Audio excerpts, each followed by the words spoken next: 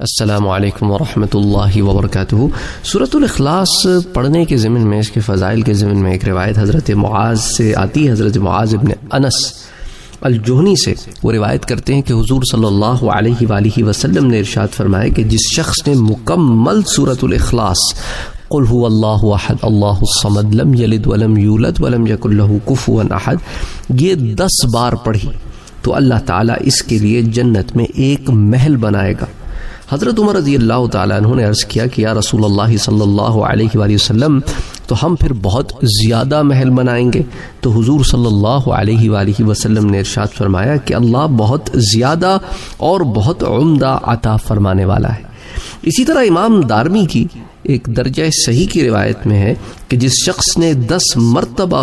قل هو اللہ احد یہ پوری سورہ پڑھی تو اللہ تعالیٰ اس کے لیے جنت میں ایک محل بنائے گا، اور جس نے 20 مرتبہ پڑھی تو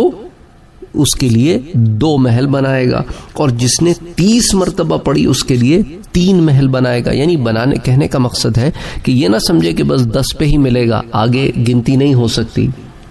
آگے بھی گنتی ہو سکتی ہے۔ آپ 300 بار پڑھیں، 30 محل بنا لیں، اللہ تعالیٰ تو دینے پر قادر ہے۔ اس لیے پچھلی روایت میں کیا ہوا کہ حضرت عمر نے جب کہا تو حضور نے فرمایا کہ اللہ بہت زیادہ اور بہت عمدہ عطا فرمانے والا ہے۔ تو اس روایت میں بھی الفاظ ہیں کہ جب حضرت عمر رضی اللہ تعالی عنہ نے یہ سنا تو عرض کی کہ واللہ یا رسول اللہ، پھر تو ہم بہت زیادہ محل بنائیں گے۔ تو حضور صلی اللہ علیہ وآلہ وسلم نے ارشاد فرمایا کہ اللہ تعالیٰ کا فضل و کرم اس سے کہیں زیادہ وسیع ہے۔ اس روایت کو امام احمد نے بھی روایت کیا ہے، پھر اس کو پھر امام طبرانی نے الاوسط میں بھی روایت کیا ہے حضرت ابو ہریرہ سے مرفوعاً۔ تو بہرحال سوال یہ پیدا ہوتا ہے تو کیا محل ہی ہوگا خالی یا کچھ اور بھی ہوگا؟ دیکھیں، جب اللہ تعالیٰ جنت میں محل عطا فرمائے گا تو اب خالی محل تو دے گا نہیں نا، اس کو آراستہ بھی کر کے دے گا، اور جو جنت کے محل کے تقاضے ہیں اس بندے کی جنت میں مقام کے لحاظ سے وہ عطا ہوں گے،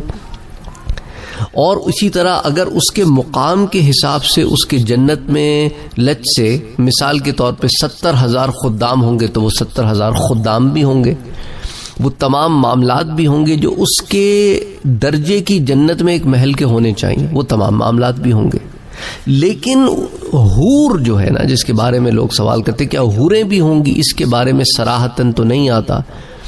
اس لیے اس بارے میں ہم صراحتاً نہیں کہہ سکتے کہ حوریں بھی موجود ہوں گی کہ نہیں ہوں گی، لیکن جو محل کی بیسک نعمتیں ہوتی ہیں جو اس گھر کی آسائش آرائش سے تعلق رکھتی ہیں وہ ہوں گی۔ اب حور تو ایک ایکسٹرا چیز ہو گئی نا، ایک زائد نعمت ہوگی، گھر کا حصہ تو نہیں ہے، تو گھر کے حصے میں جو چیزیں ہیں وہ شامل ہوں گی، اور جو زائد ہیں اس کا ذکر نہیں ہے، تو اس بارے میں ہم کچھ کہہ نہیں سکتے کہ وہ اس محل میں ہوگی کہ نہیں۔ امید کرتا ہوں کہ اس سے ان لوگوں کا جنہوں نے اس سے متعلق یہ سوال بھیجا ہے اس سوال کا جواب مل گیا ہوگا، اللہ بہتر جانتا ہے۔ دیکھیں نا، بہت سارے لوگ سوال کرتے ہیں، اس کا جواب، ہر سوال کا جواب تو ہوتا نہیں، نہ ہر سوال کا جواب دیا جاتا ہے، نہ ہر سوال کے جواب میں علم ہوتا ہے، تو اسی لیے جو ہے آپ کو میں وہی بات بتاتا ہوں جو میرے علم میں ہے، اور جو علم میں نہیں ہے وہ صاف بتا دیتا ہوں کہ میرے علم میں نہیں ہے۔ السلام علیکم ورحمۃ اللہ وبرکاتہ۔